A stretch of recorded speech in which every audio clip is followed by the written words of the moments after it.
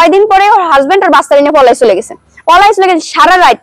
সারা রাত আমার আর আমার জামাই পা ধরছে, আমার মার পা ধরছে, আমার বাপের পা ধরছে যে আমার শেষবারের মতো একটা সুযোগ দাও, আমি আর কোনোদিন এরকম করব না, আমি কোনোদিন ওই চোরের সাথে সংসার করব না, আমি কোনোদিন ওই নেশাখোরের সাথে আর যাব না, আমার লাস্ট বারের মতো তোমরা একটা সুযোগ দাও।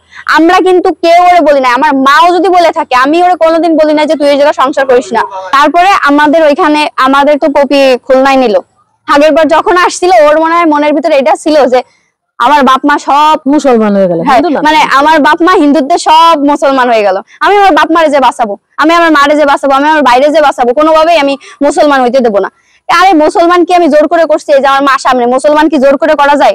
ও আইসে এই প্ল্যান করে যে আমাকে কিভাবে ধ্বংস করা যায়, এই প্ল্যানই ওর মনের ভিতর ছিল, কিন্তু ও কোনোভাবেই আমাদের সাথে মানে আমাদের ধ্বংসটা থাক দূরের কথা, আমাদের সাথে কোনোভাবে গ্যাঞ্জাম ও করাইতে পারে নাই।